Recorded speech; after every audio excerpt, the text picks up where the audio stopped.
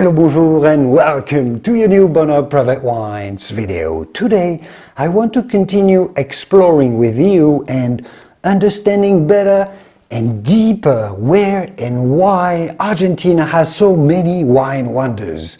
History and techniques of the European wine production is incredibly well documented, and you know a good chunk of it if you're following our wine journey here, but not many talk about the origins of wine in the Americas. So let's change this a little bit today. We're going to talk about a grape known as Criolla in Argentina, a grape we love at the wine club, as we've sent you examples to taste before, like this one.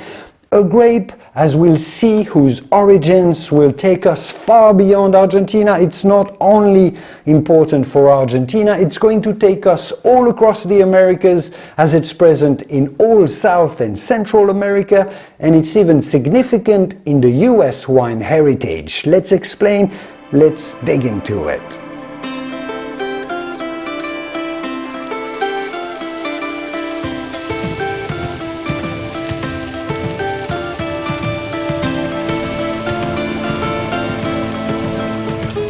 Understanding this holy wine of the Americas is going to take us through a little bit of history and a bit of genetics as well, and grape breeding. So it's somewhat technical, although I'll keep it super simple as possible for you here. It's well worth it to really grasp in how extraordinary those wines are today when you taste them. As always, it takes a little bit of effort to acquire the knowledge and understanding so you can eventually truly and deeply understand a vino. So bear with me for a moment. I promise it's worth it to know about this grape. As you know, the first settlers in the Americas came from Europe, and in South America they were mainly Spanish. The Spaniards not only liked their vino, but they needed it for their religious needs as the holy wine. So they brought with them vine cuttings when they colonized and started viticulture on the continent. The two most important types they used were then at the time Moscatel de Alexandria or Alejandria and Listan Prieto. Moscatel being the famed muscat grape that you would have heard about, revered for centuries by the Romans all around the Mediterranean, that same grape. The second, red grape from La Mancha in central Spain, an old Spanish grape. Basically, the Spanish planted those two grapes, red and white, everywhere they settled, which is why it's still significant today in South America, where it's suitable to grow grapes everywhere where you can grow grapes, not tropical America. So Argentina, Chile, but also Peru or even Bolivia, they brought it to Mexico and even the west coast of North America, like in California. Obviously, you don't spend hundreds of years planting vines everywhere on this huge continent without having some repercussions over the following centuries and up to even today.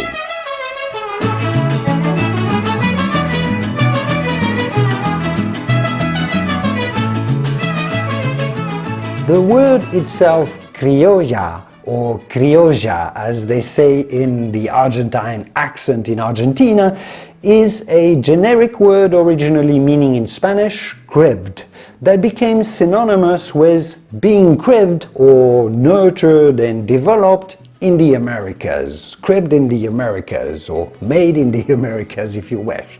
So the term criolla, essentially in its literal meaning, can designate also a person or music or food of Spanish descent, but born and evolved in the Americas, in this case, grapes and wine.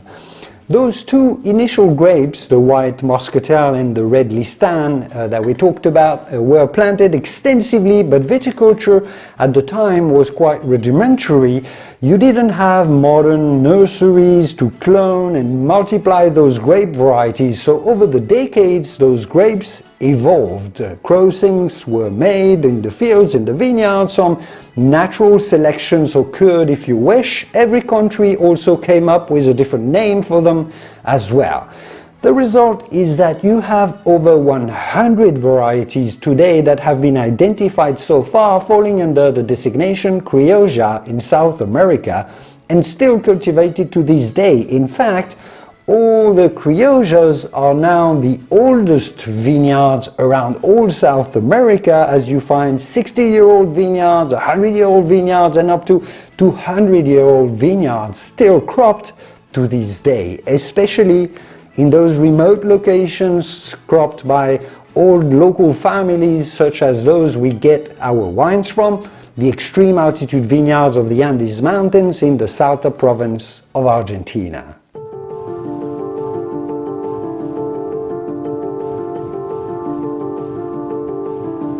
The main Criolla wines still found today are first, the one known in Argentina as the Criolla Chica. The little Criolla is what it means. One example that you know quite well and tasted was the one made by Agustin Lanús and his delicious Sunal Ilógico Criolla.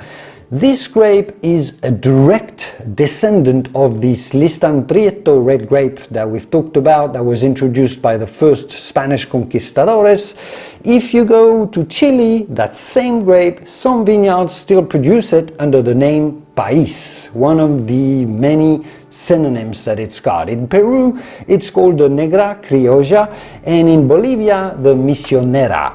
In the US, it even exists today, and you may have heard about it. In fact, if you've spent some time in California, it's been found recently through genetic matching that this is the same grape or very close relative to what's known here as the Mission grape. Fascinating, isn't it?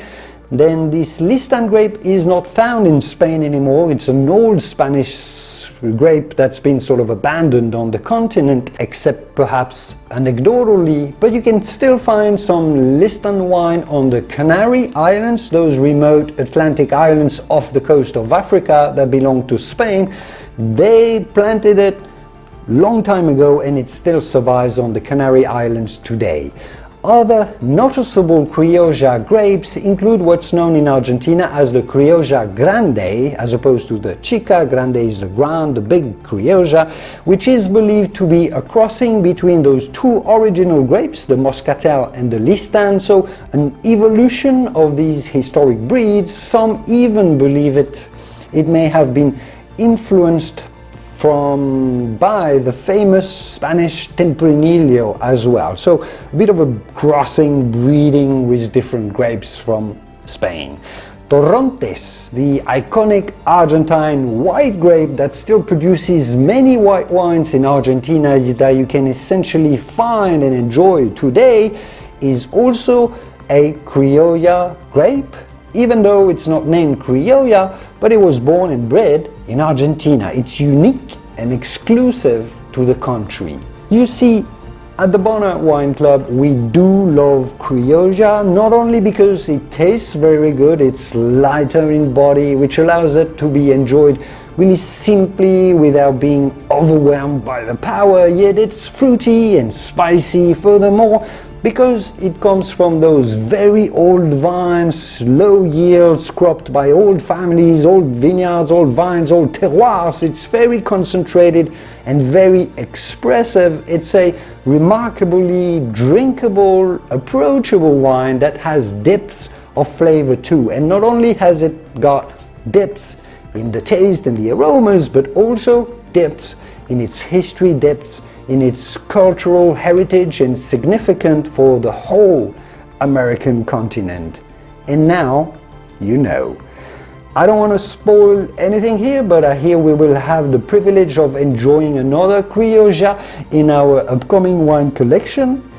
So stay tuned for that. That was it for me today. Thanks for watching. Take care, and I will see you soon in the wonderful world of wine. Cheers.